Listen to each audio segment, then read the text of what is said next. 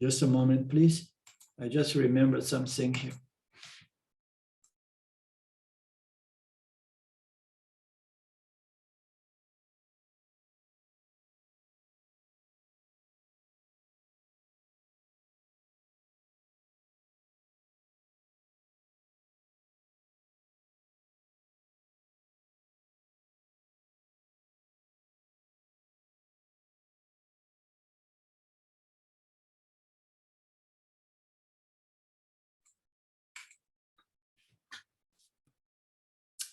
Om Sadashiva Samarambam Shankaracharya Madhyamam Rasmadacharya Paryantam Vande Guru Param Ishvaro Guratmeti Murti Veda Vibhagine Yom Abda Vyapta Dehaya Dakshinamurtaye Namaha Sava Vedanta Siddhanta Gocharam Tamagocharam Govindam Paramanandam Satiguru Pranatoshimaham.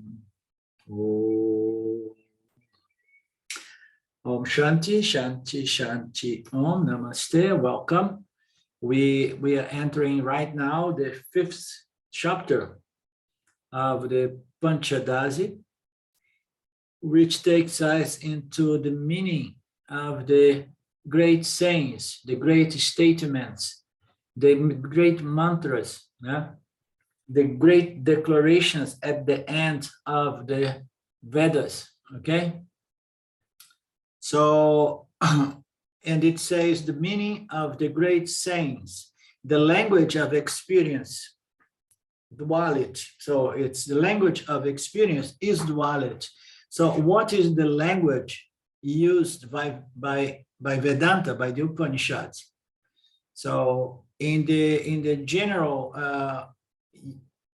usage of word, we play with a dualistic way application of words based on action and experience. Okay, so when we come to Vedanta, we need to correct that because there are enough notions in regards to action, experience in the spiritual world as a means to find the completion, which is our intrinsic nature. So I cannot talk in terms of doings and experience when I come to Vedanta, because we have established already that there are no doings and there is no experience that is going to resolve the human problem, okay? Because the human problem is due to the notion that I am incomplete, I am inadequate, I am small, and I need to do something to change that, okay? So of course, all those notions in regards to what I am, all of them refer to my inferior nature as the body-mind complex. So as the body-mind complex, I will never feel or have an idea of myself as infinitely limitless. Why? Because it's not the nature of any and all configurations made by Maya. Everything comes and it's limited by its very characteristics, and it's bound by time. It's not infinite, but it's finite. So all of those language in the spiritual world talking about doing something to experience limitlessness or completion or enlightenment is just a misconception. It's a misunderstanding. It's a misleading notion that you can become full, whole, and complete by doing certain things. And then we come to Vedanta, we have a huge problem. The only language we have is the dualistic language, which is going to analyze experience, okay? And then try to establish something which is before or beyond any experience, or which is the very foundation of all experience, the very substratum of all experience. But we have only this language. So we need to be so careful with the language, because we need to avoid the connotations of actions and experience as a means to gain freedom or moksha. Yet we use it often. We use often the language of action and experience in the part of the teachings which talks about what? Preparing the mind. We have to do certain things to develop certain qualifications. So Vedanta also use, to a certain degree, the language of doing things to gaining a certain improvement, betterment, in terms of my mind, my intellect. My body-mind complex needs to be qualified, purified, refined. So we use some of those languages, but when we come to the Mahavakyas, those languages are no longer allowed. And it's so easy to fall into the trap of those meanings, implied meanings, okay, which are not the desirable meanings. They are not the intended meanings, but it's there, it's building into language. And we need to keep using language and correcting any possible misleading suggestion that, that the self is something subject to change or actions or improvement, okay, or in and out, okay. So everything that we see, we catch ourselves, suggesting a possible misunderstanding needs to be right away correct. So you can understand the difficulty of conveying the Mahavakyas, the final declarations of the Upanishads, of the Vedas, which are the Upanishads, using this language. Okay, so therefore, every Vedanta teacher is extremely careful with the usage of language, but not necessarily so, depending on the type of guru, on the style of the guru, or the temperament of the guru. Okay, for example, let's take the great guru in our Sampradaya, Shimayananda. Shimayananda was an incredible mark in our tradition, okay? And but he was using and abusing of dualistic language, okay? Language with actions and experience as to describe the self, to describe enlightenment, and so on. Yeah?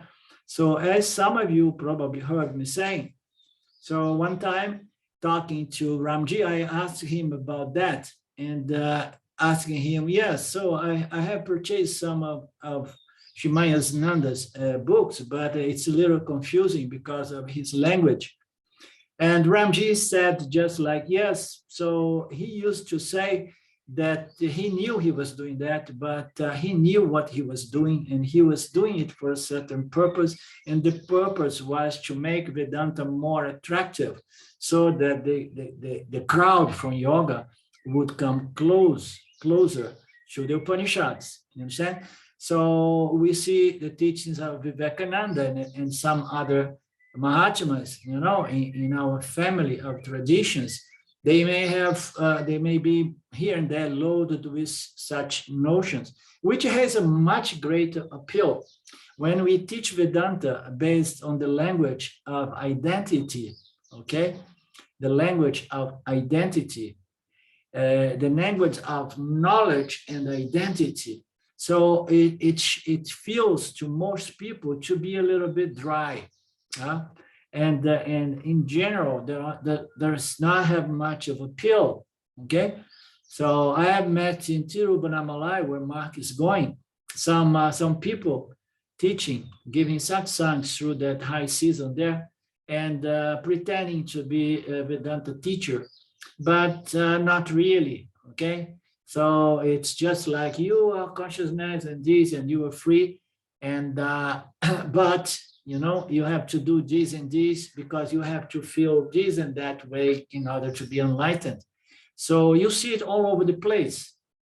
And then what you find around those gurus? A crowd of people, because the people, they attract to the experiential aspect of self-knowledge.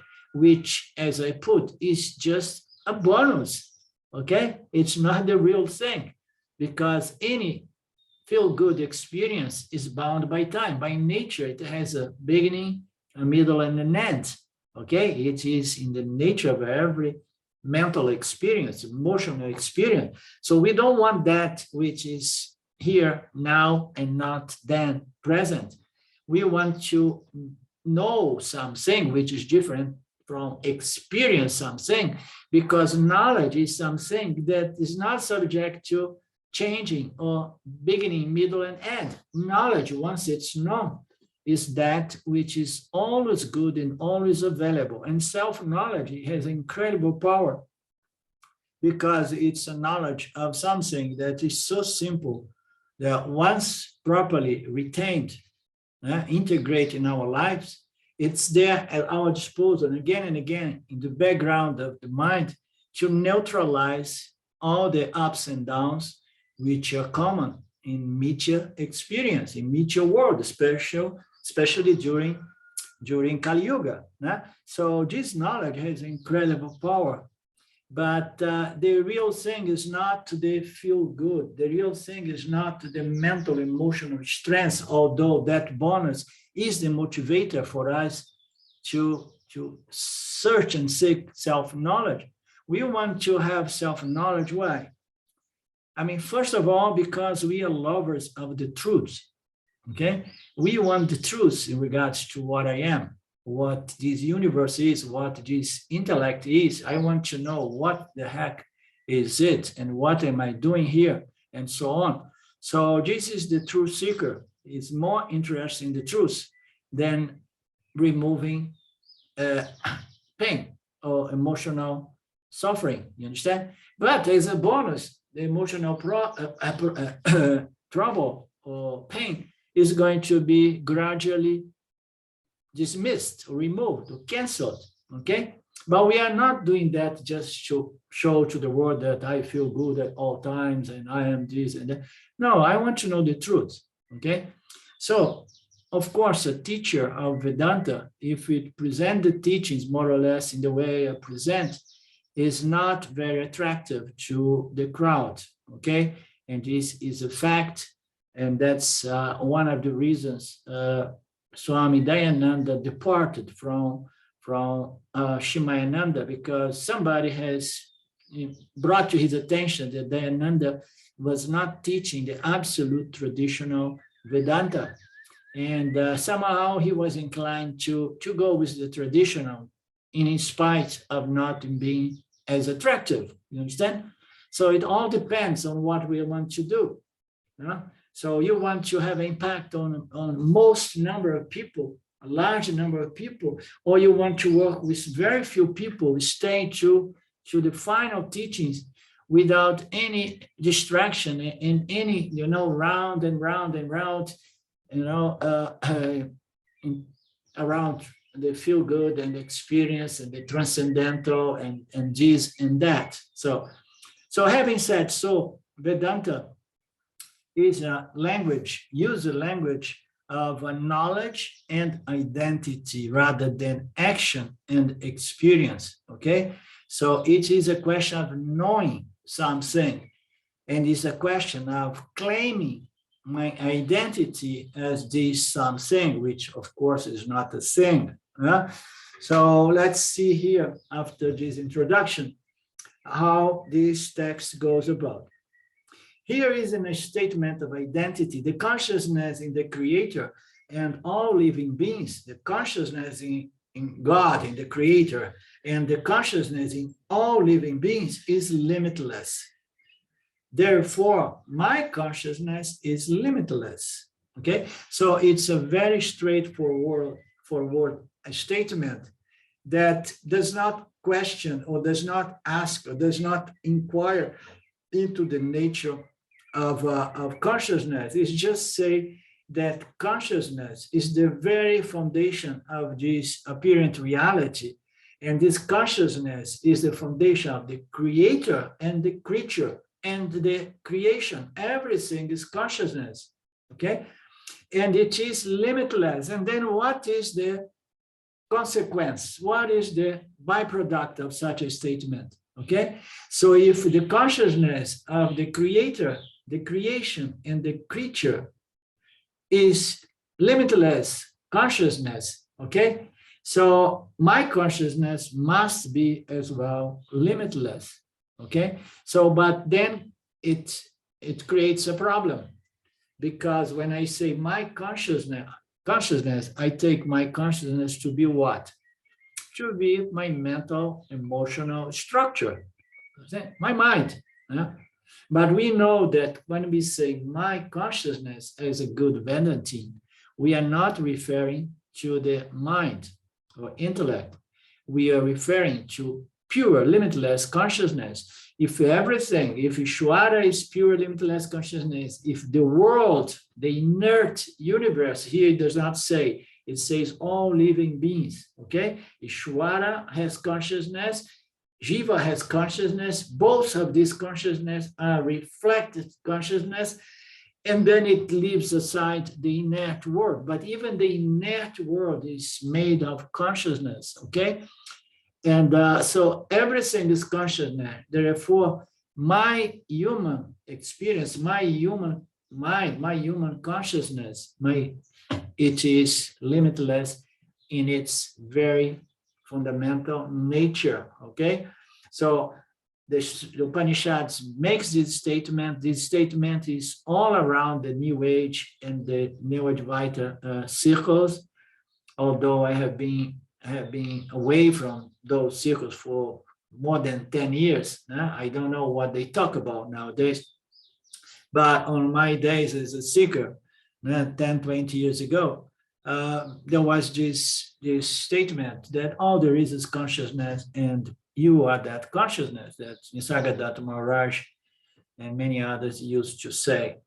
So the Upanishad says the same thing, but this Upanishads does not just throw it there. It's going to present the logic, okay, present the logic so that this statement can be supported and accepted by the human intellect as, okay, now I understood, because it's not wishful thinking, it's not, blind belief, it is a fact, because I looked into the logic and I have found no flaw in the logic. Therefore, I'm fully convinced that my true nature is not the mind, it's not the memory, it's not my emotions, it's not my intellect with its convictions, but my true nature is consciousness shining in the subtle body, producing these different functions called the Jivatma. So we're gonna have to look and see this body of knowledge as we progress with Panchadasi. But right now, the author here wants to establish what kind of language we use, okay? And what is the meaning of these Mahavakyas? They are statements, declarations of identity, okay? Declarations of knowledge, declarations of identity. So here is a statement, therefore I am conscious, my consciousness, my disappearance, my consciousness is limitless. You see, it's the language is so difficult to be used, because the moment that I say, therefore my consciousness, I'm limiting consciousness to the mind, because the mind feels this is my unique mind, which is different from the mind of Lin, the mind of Mark, okay? When we use mind, we already get in trouble, okay?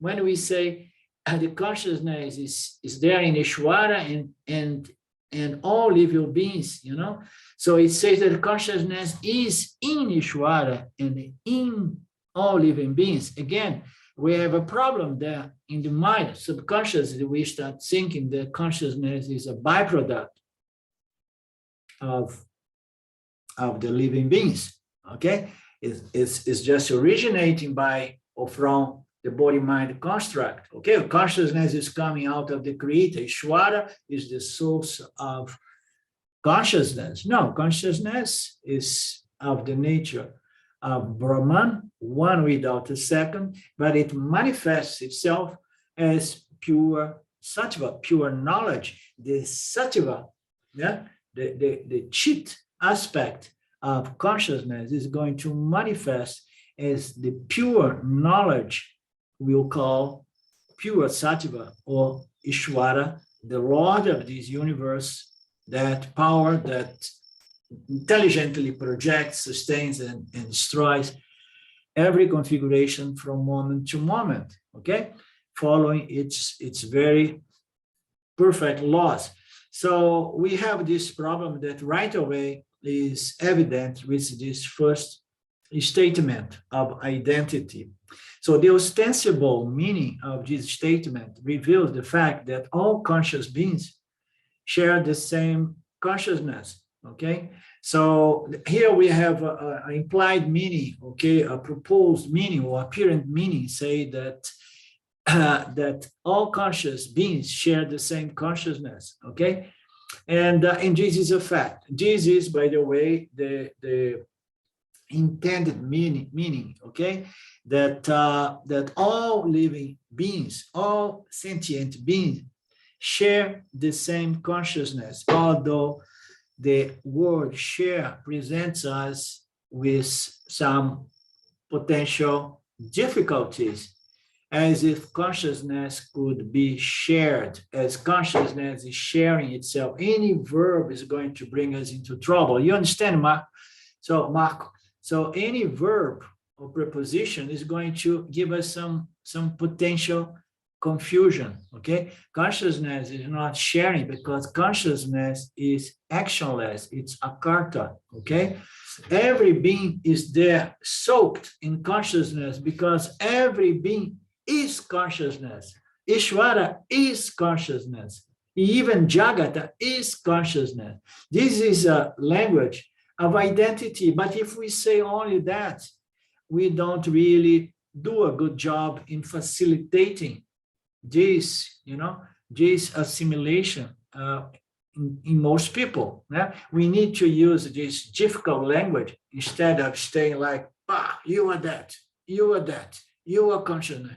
The moment that we need to break it down, to unfold the teachings, explain the teachings, we have to bring words that are going to give some misleading potential connotations, suggestions that needs to be right then correct, okay?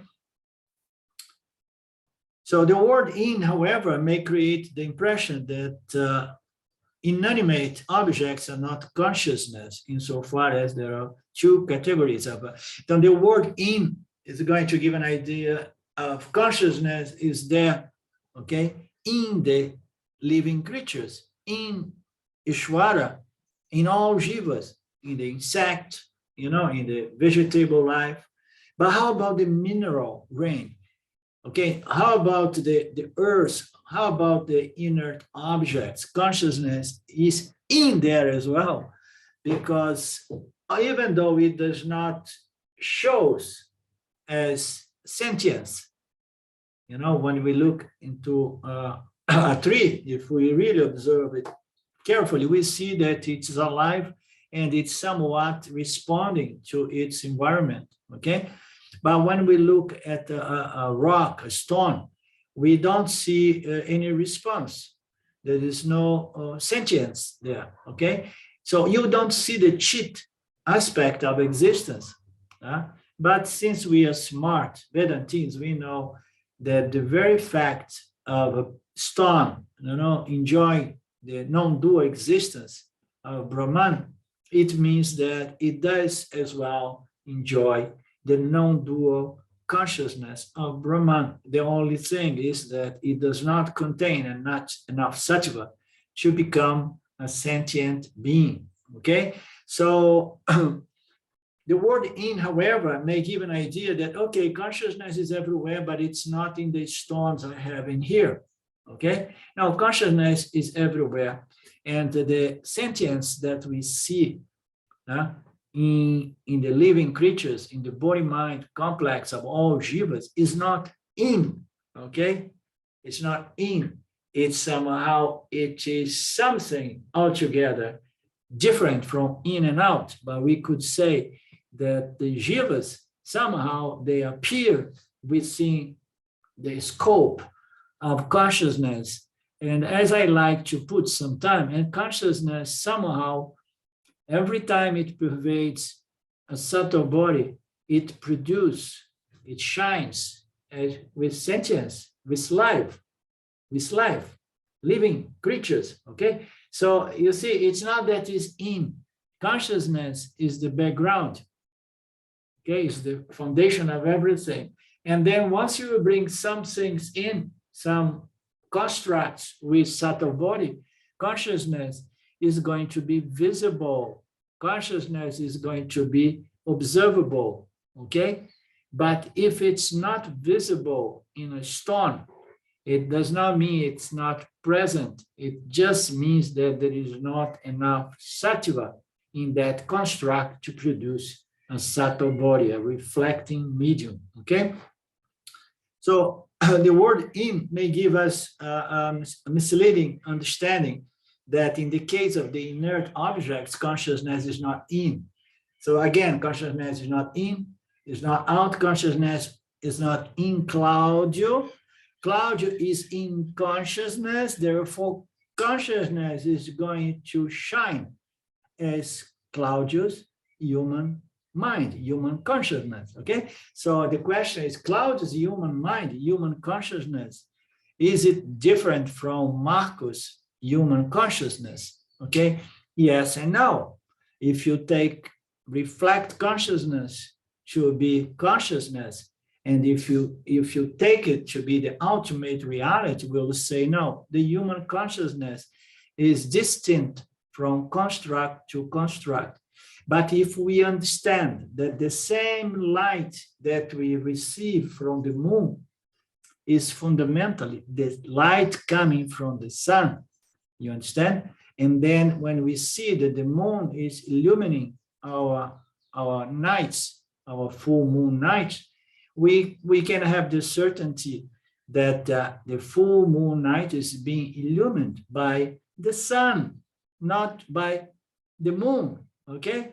The moon is just a reflecting medium, which is going to transfer the same sunlight, so that we can have some visibility in the nights during full moon. So we need to understand in which way this consciousness is limitless and which way it's not limitless. And what is going to define it is what? Our acceptance of the statements of identity declared in the Upanishads. When the Upanishad says that I am that limitless consciousness, I am Brahman, Jiva Atma is Paramatma, I am that free limitless consciousness, I am that sun light, I am not the moonlight because there is no moonlight. The moonlight is just an appearance. It feels to be distinct from the sunlight, but fundamentally it is the sunlight, okay? It's a pale reflection, but still in its nature, okay? It is sunlight. So our human consciousness, it may be a pale reflection of free limitless consciousness, okay? But it's enough for the Jiva Atma gaining, apprehend, and gaining this understanding that my true nature is limitless consciousness, although it manifests as limited human consciousness. It is enough. We don't even need to try to become God so that we have a great deal of sattva guna, of pure consciousness or pure reflected consciousness, because even Ishvara is reflected consciousness in the macrocosm reflecting medium called Maya's Prakriti. So I don't even need to, because even Ishvara's reflecting consciousness is limited.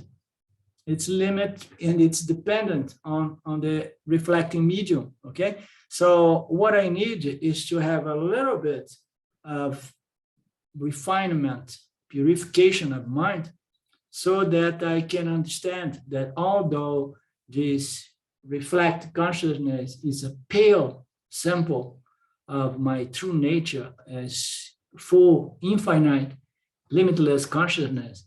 Yet I have the power, through this pale reflection to understand my true nature. Do you understand that?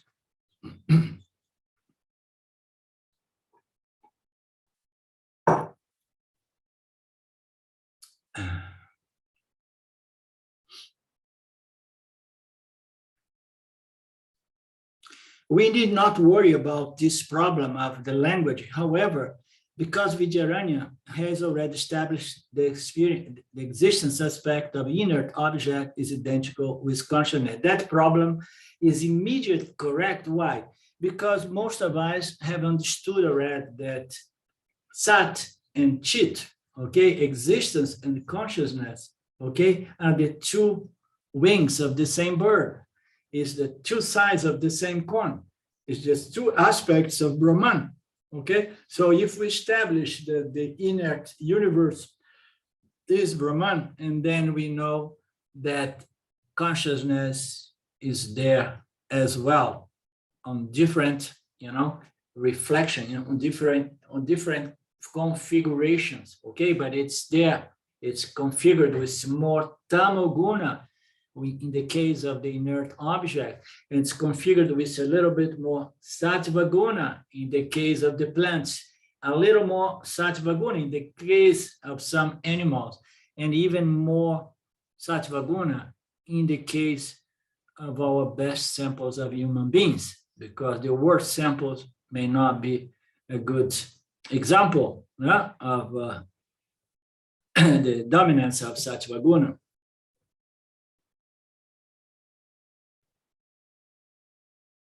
So are we on the same page? Everybody's understanding the development here?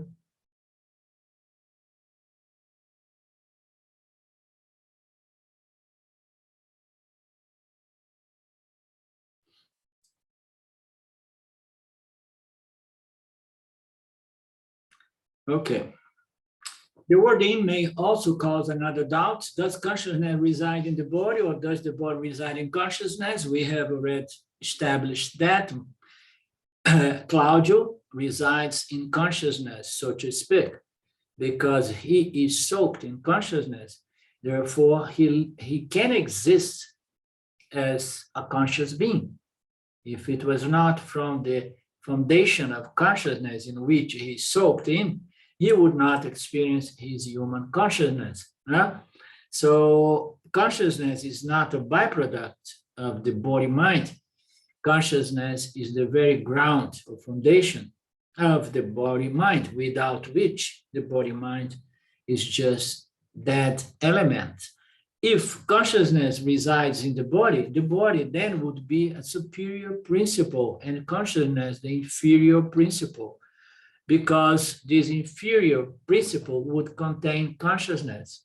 So we have the teaching of the most subtle that densifies to become, the configurations produced by Maheshwara. So out of this consciousness, the body-mind complex of human beings come into play. And then it's so easy to take the consciousness as a byproduct of matter and energy, the body-mind complex. But if that would be the case, the body-mind complex would be far superior principle than the consciousness that it produces. Why? Because I am the body-mind, I am a cause, and consciousness is an effect. Okay? So, and then what would happen with consciousness? It would depend on the body-mind, on matter and energy, would not be free and independent. It would be bound by time, and so on and so forth. So, of course, we know better and we understand that consciousness is the superior principle, and everything springs off consciousness, and consciousness, without doing anything, remains free and independent of whatsoever Maya makes out of it. And Maya makes a big mess, we can tell.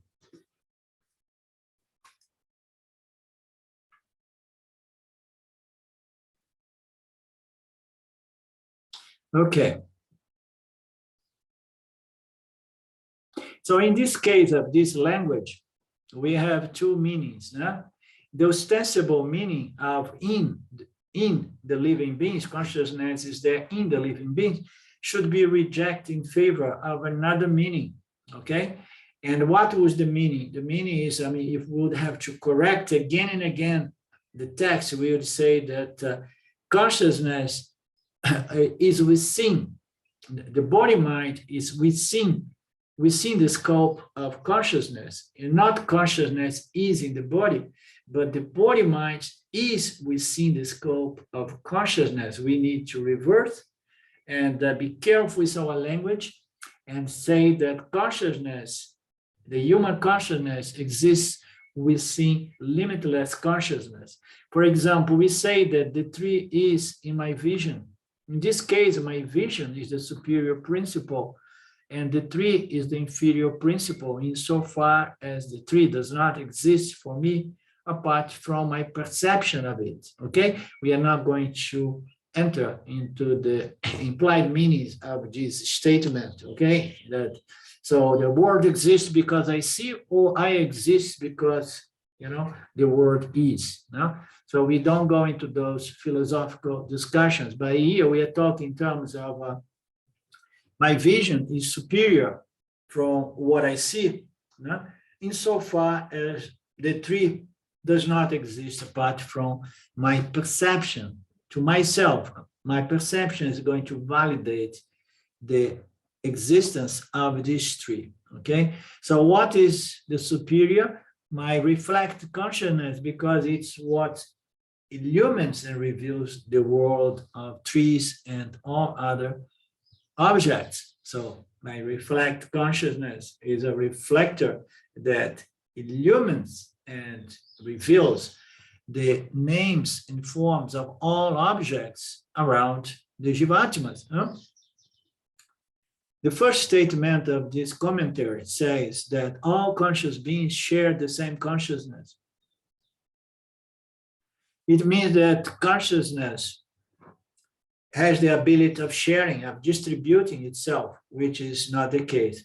And when it says that share the same, it also has an implied, possible, confusing suggestion that there are more than one consciousness. Here say share the same consciousness, and then maybe there are other kinds of shareable consciousness. Therefore, it's saying, no, it's the same shareable consciousness. The first way consciousness does not share itself.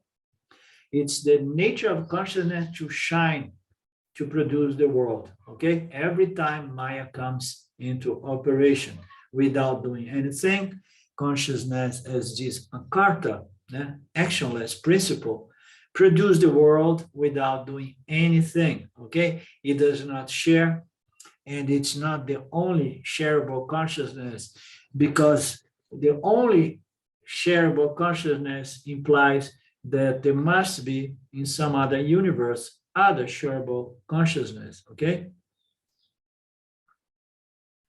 So the word share should trigger a confusion so far as it is a verb, an action word, okay? So a verb is an action word, big trouble. A verb word, an action word, and prepositions such as in and out. So all those verbs are going to imply time and space and action, okay? And consciousness is beyond time, space, and action.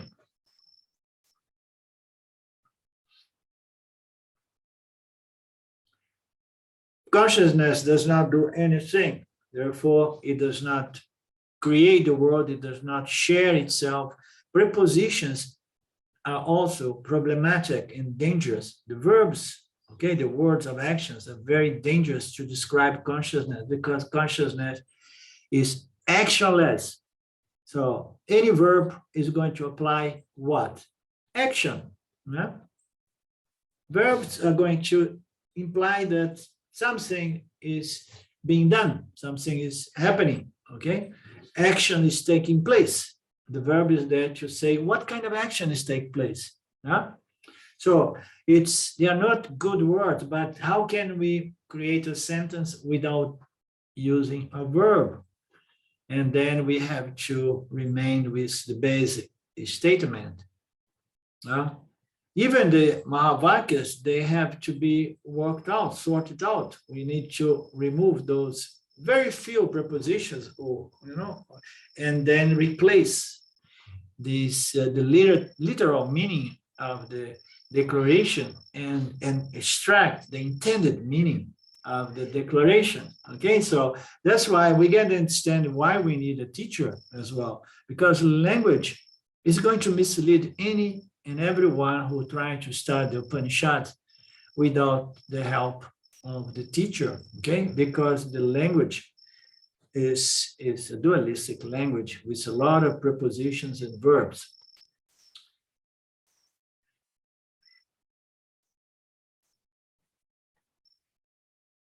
Prepositions and verbs are dangerous words when it comes to self-inquiry and self-knowledge, because they indicate action, experience, and in other words, they indicate duality.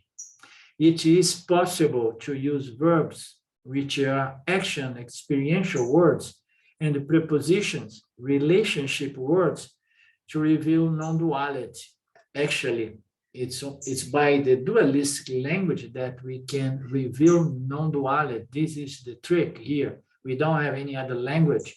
Okay, we are analyzing. Vedanta is about analyzing our not properly examined experience. Okay, and it's about actions and the experience that we have to analyze, to understand that there is a fundamental principle, foundation, that it does not do anything, and it's always ever present without ever modifying. Okay, so we need to go through this language, and it's impossible to avoid these experiential action words and prepositions. So we're going to use this dualistic language to reveal the non-dual nature of the self, but only by implication, since their literal meaning, ostensible meaning, does not reveal this non-dual identity. So now we have to reject, okay, the literal ostensible meaning, and get the implied meaning, or the desired meaning, okay, the intended meaning, okay, and we're going to understand it as we unfold the four principal Mahavakyas of Vedanta that is going to be presented here. Okay, any questions so far? Any doubts?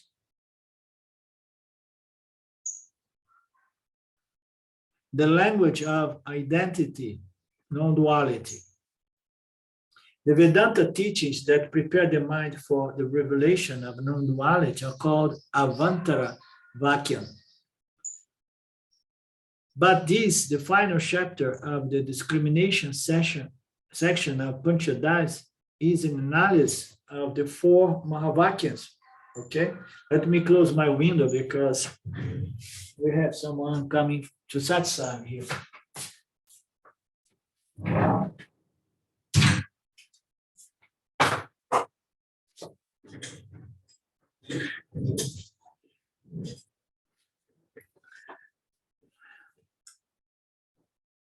Okay, this final chapter called the Upanishads, okay, it's analysis of the final declarations, which are called the maha vakyams, and the language of duality is used in the avantara vakyam, okay. So there we're going to use action, experience, words, okay, but not when we come to these Mahavakyas, although we're going to have to sort out some of those potential troubling words. Why? Because the statements are going to be indicating the identity of the limit Jiva with the limitless Brahman. So how are we going to say that the limitless, the limited Jiva is unlimited Brahman? Okay, so right there is a huge contradiction. and everybody feel that way. Okay, so even without Vedanta, it's good to hear that I am Brahman, I am limitless consciousness. But we can take that intellectually, okay, academically. But if the Vedanta is only an academic exercise, it's not going to transform. It's not going to be internalized and converted, into a paroksha jnana. It's going to be just indirect knowledge, as we know. So we need to understand, how so Jiva Atma is Paramatma. How so the limited Jiva is limitless Brahman. You understand? So, and for that purpose, we need the teacher that's going to help us to look into the language and sort out this problem. Okay, so this requires a process called self-inquiry or vichara. Vichara is an investigation or analysis of these teachings, and the purpose of which is to arrive at the intended meaning of any and all Upanishadic statements. So we want to look through the implied meaning, the literal meaning, the ostensible meaning, okay? And then we need to get to the intended meaning, what it means that I am a limitless consciousness, okay? So in which way I am a limitless consciousness? First, the statement is read, and the inquirer must then decide whether the ostensible or the implied meaning is the intended meaning proposed, suggests by the declarations of the Upanishad. So what is the intended meaning? Okay, so we're going to need to reject the ostensible or the apparent meaning or the literal meaning or the implied meaning. They need to be rejected so that I hold to the intended meaning. Okay, then it must be established why the ostensible, apparent meaning of vakyartha does not work, and why the implied meaning, the intended meaning, is the correct one. So we're going to need to understand and why I'm going to reject the ostensible meaning and hold on to the intended meaning, the implied meaning. Okay. So both Jiva-Atma and Paramatma consist of 5 features. We're still contextualizing this teaching. This is a beautiful teaching. It's about the final declarations, and we need to contextualize a little bit. And now we see Swami presenting the 5 features of Jiva-Atma and Paramatma. Okay, so now what is Jiva-Atma? Jiva-Atma is something composed by 3 microcosmic bodies. Okay, so Jiva-Atma is the 3 microcosm or human or human Jiva, Jiva, human microcosm bodies, the causal body, the subtle body, and the physical body, plus microcosmic reflected consciousness. What is the microcosmic reflected consciousness? What is that?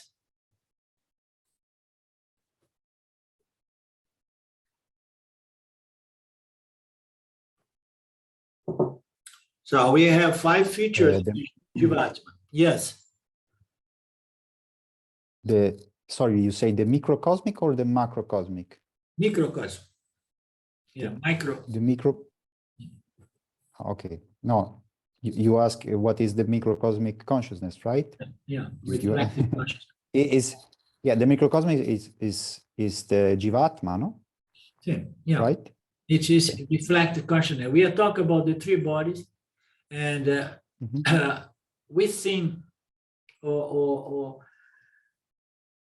a phenomenon occurs when consciousness pervades the subtle body, not the causal body, not the physical body. When consciousness pervades the physical body, the pranas will activate the physical body and vivify the physical body. But when consciousness pervades the aspects, the different functions of the subtle body, and then we have the microcosmic reflect consciousness, which is in this case the fourth feature of a Jivatma, the three bodies, and we've seen, in the scope of the subtle body, a reflection occurs, and the reflection is the Jivatma, as Claudio says, or more simply put, is the mind, or the human consciousness, the mind. So now we have the Jivatma, which is the three bodies, and the subtle body is going to produce,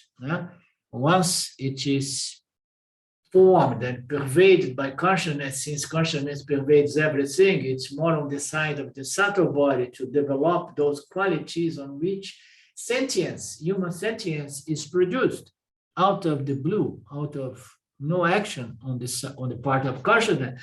And then we have the fourth feature of Jivatma, which is human sentience, okay, which is microcosmic or microcosmic, howsoever you want to say, microcosm reflected consciousness, which is technically said to be Pratibimba Chaitanya, okay? It is reflected light of consciousness, the same way we have reflect of the sunlight over the surface of the moon. So we have this reflection. And then what is the last feature of the Jivatma? Is pure, original, limitless, infinite consciousness, Bimba Chaitanya. So there we go. We have the equation. What is the Jivatma? Okay, it is original, free, limitless, infinite consciousness in association with three bodies, and then which produce what we call reflected consciousness, okay, or the human consciousness. And then we have, and this is important because we are distinguishing the reflect consciousness from the reflecting medium. The reflecting medium is the subtle body. The reflect consciousness, as I like to put, is the Jivatma. The Jivatma is not the subtle body, because the subtle body is absolutely inert, and the Jivatma enjoys a certain consciousness, although a pale sample of the limitless nature of consciousness, it's still there in its nature, the same way the nature of the sun reflect on the moon is the same nature of the sun, the rays of suns we receive during the day, okay? The same fundamental nature. So this is the definition of Jivatma. And now we go for the definition of Paramatma. Paramatma has three bodies as well. Oh, how strange. Paramatma has three bodies, okay?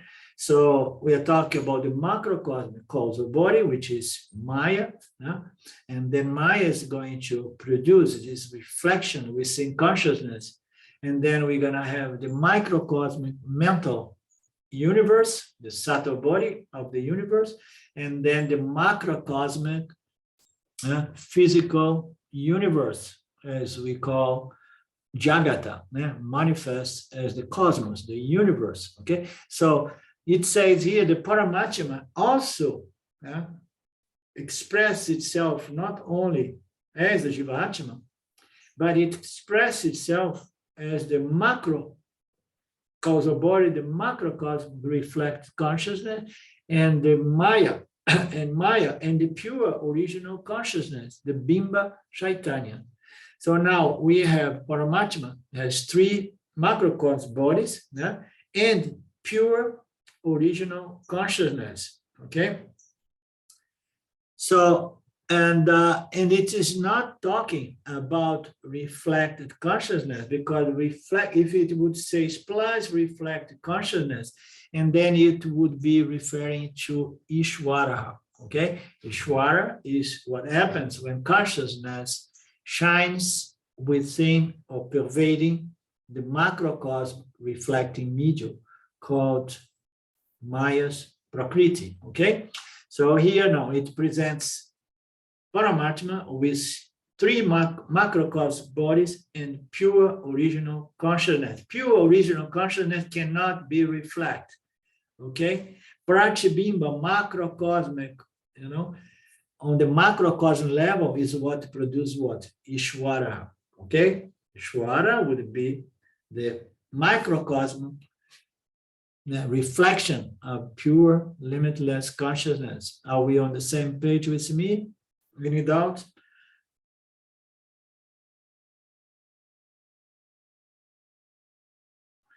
Okay, now the whole game here, the whole idea here is by eliminating the non-essential attributes, we understand that the irreducible identity of both is pure, original, non-experience, witness consciousness, Sakshi Bimba Chaitanya.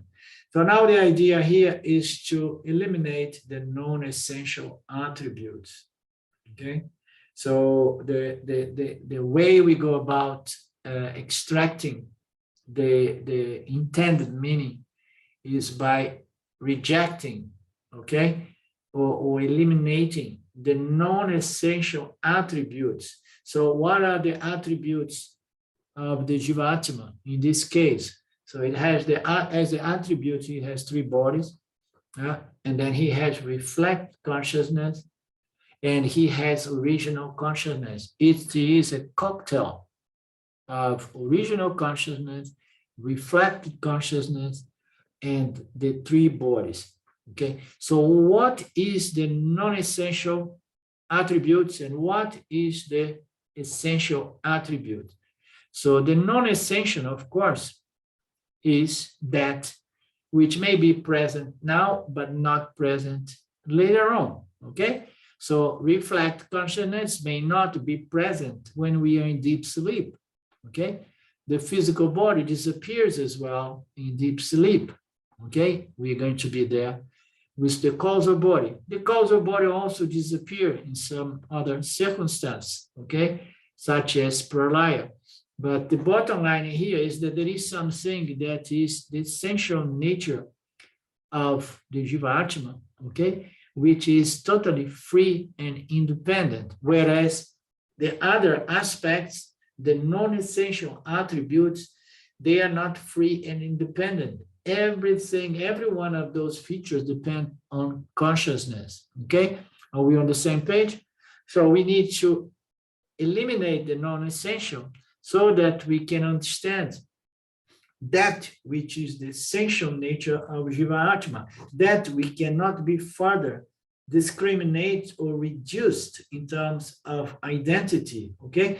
And that is what? Satchitananda, pure, limitless, original, non-experience and not experience consciousness, okay? Sakshi, Bimba, Chaitanya, okay? So are we following? How is that going? Anything new for you, Lard? Okay. So Layat has been studying Vedanta since some time. So anybody having any question, any suggestion, any vagueness or abstraction? I'm going to open exception and I'm going to open this, invite you as well, Mark, to say something if you have any doubt at this point, because I don't want to go further because it's already past our time. So just to have an excuse to exchange a few more words. Not only Mark, but any of you. Okay, I'll say, Arlindo, it was a beautiful description of Paramatma. I've never heard it described in that way, and I really appreciated that description. Very nice. Okie Thank you so much, Arlindo's beautiful satsang. Thank you. Okie dokie. Thank you. Your appreciation is much appreciated, Lynn and Mark.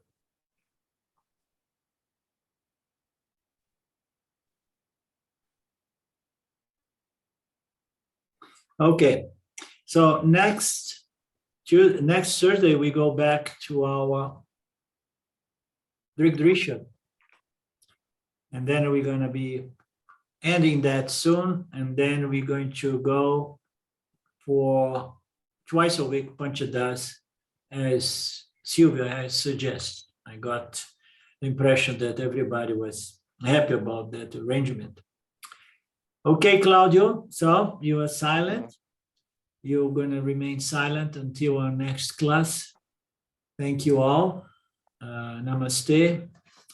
Om Purnamada Purnamidam Purnamidam. Purnamudachyate Purnasya Purnamadaya Purnameva Vashishyate. Om Shanti Shanti Shanti. Thank you, Lord. Thank you, my good friends. Namaste. See you soon. Ishwara willing. Thank you. Thank you. Bye-bye. Okay, thanks, Alinda. Bye now. Bye, everyone. Thank you, Good Orlando. trip to you. Good trip to you, Mark. Safe. Thank you.